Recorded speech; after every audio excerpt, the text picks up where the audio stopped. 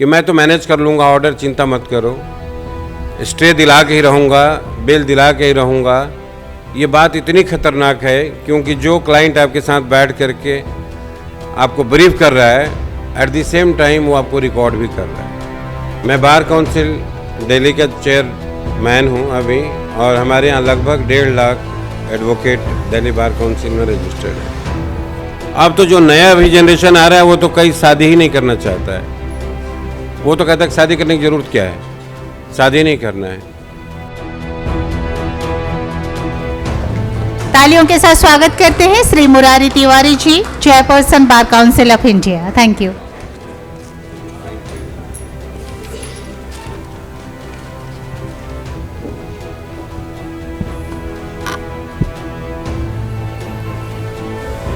आदरणीय Shri Faggan Singh Kulaste ji, minister for rural development and steel of India, Shri Rajendra Gehlot ji and the organizing committee, Mr. Hari Shankar Jain, Vishal Shankar Jain, Advocate A.P. Singh, Arun Sharma ji, Om Pal Singh, Geet Kumar, Naveen Chauhan, Vishal Khanna. I notice you are actively working. My younger brother Raj Pandey, Krishan Kumar, and I notice our senior Chief Public Prosecutor is also here. So in the presence of Chief Public Prosecutor we are talking about the corruption. ये बहुत ही अच्छी बात है sir. आप सबको मैं थोड़ा अपना तजुर्बा बताना चाहूँगा। मंत्री जी भी हमारे बीच हैं। हमारे से जो पहले स्पीकर्स थे, दोनों का क्लैश ऑफ इंटरेस्ट था। दोनों ही आज की डेट में पार्टी एक दूसरे से काफ़ी अपोजिट हैं। तो ये अच्छा हुआ कि आमने सामने दोनों ने भाषण नहीं दिया। पहले एक ने बोल के निकल लिया, फिर दूसरे ने बोल के निकल लिए। तो हमें बात ऐसी करनी चाहिए जो सबको सूट करे, क्योंकि कई बार ऑर्गेनाइजिंग कमेटी भी खतरे में पड़ जाती है कि रिकॉर्डिंग्स तो आजकल हर चीज़ रिकॉर्ड पर है, और कल को कोई भी रिकॉर्ड बाद में देखे तो वो कहे कि आपने मेरे पीछे से आपने यही काम कराया है। तो ऐसा नहीं होना चाहिए। हमें ऑर्गेनाइजिंग कमेटी का भी ध्यान रखना चाहिए। मैं बार काउंसिल दिल्ली का चेयरमैन हूँ अभी, और हमारे यहाँ लगभग 1.5 lakh advocate Delhi bar council में रजिस्टर्ड है। और जिस दिन रजिस्ट्रेशन की मीटिंग होती है तो उस दिन सारे जो नए हमारे लॉ ग्रेजुएट्स आते हैं, मंत्री जी जब वो वकालत ज्वाइन करने के लिए बेताब रहते हैं, तो मैं उनसे एक चीज़ बहुत ईमानदारी से शेयर करता हूँ कि जो टाइम हमने निकाल लिया, और हमारे सीनियर प्रोसिक्यूटर सब यहाँ बैठे हुए हैं, इनका टाइम तो मेरे से भी 25 साल पहले का था, तो बहुत ही कंफर्टेबल टाइम था। लेकिन आज का जो समय है, आज का समय बहुत ख़तरनाक है, and just because of the technology. अगर हम कोई भी किसी तरह का कोई ब्रीफ ले रहे हैं किसी भी क्लाइंट से, और एक्साइटेड होकर के बार बार उसको सॉलिसिट करने के लिए बोल रहे हैं कि मैं तो मैनेज कर लूँगा ऑर्डर, चिंता मत करो, स्टे दिला के ही रहूँगा, बेल दिला के ही रहूँगा। ये बात इतनी खतरनाक है क्योंकि जो क्लाइंट आपके साथ बैठ करके आपको ब्रीफ कर रहा है, एट द सेम टाइम वो आपको रिकॉर्ड भी कर रहा है।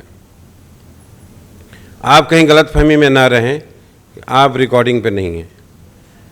जो सीनियर एडवोकेट्स को कॉन्फ्रेंस होते हैं आजकल, जो ब्रीफिंग काउंसिल हैं, क्लाइंट से सारा टोटल उनका कन्वर्सेशन रिकॉर्ड करते हैं।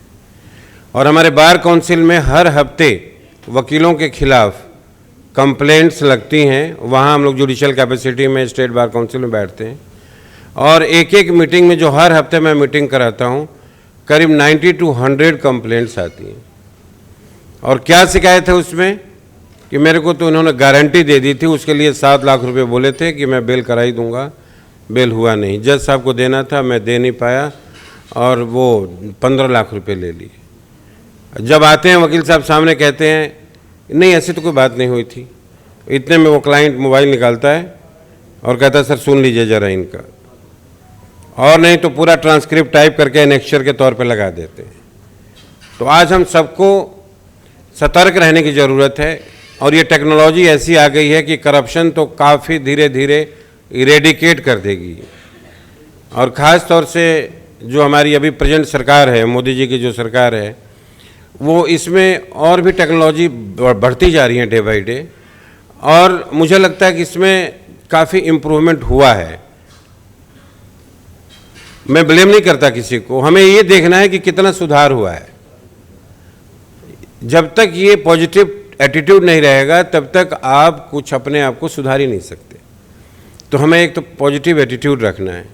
वकालत मैंने 1991 में ज्वाइन किया करीब 30 जारी में, तो वहाँ कुछ ब्रांचेज ऐसी भी थीं जो घूस लेने वाले थे, उनको पकड़ती थी। तो वहाँ पर एक आदमी गया कि एक मेरे कोर्ट में एक रीडर मेरे से 10 रुपये का घूस मांग रहा है।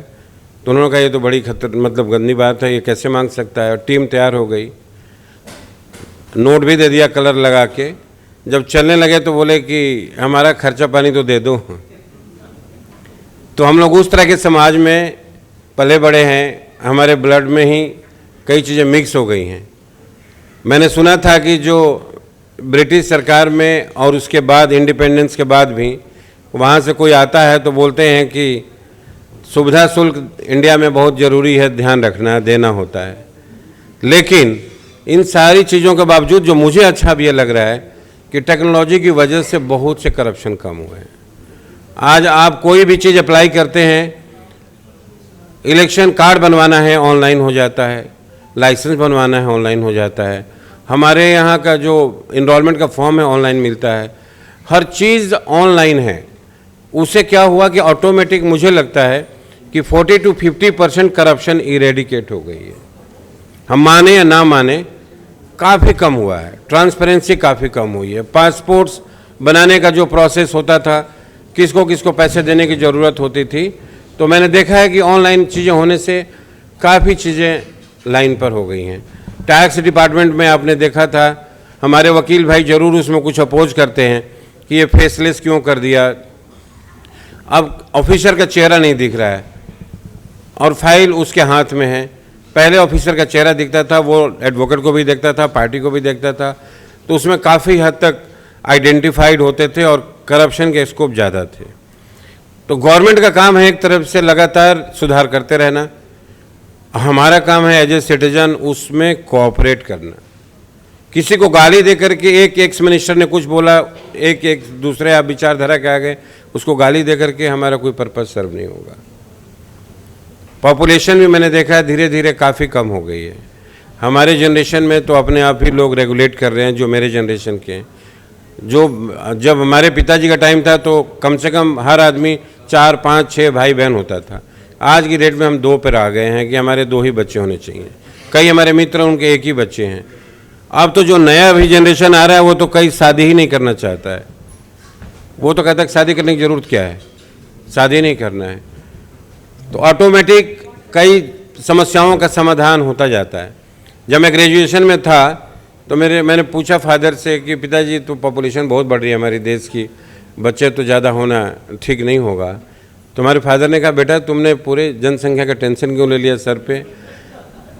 तो मैंने कहा क्यों, ज़्यादा हो रहा है, मतलब हमारे सुविधाएं उतनी नहीं हैं।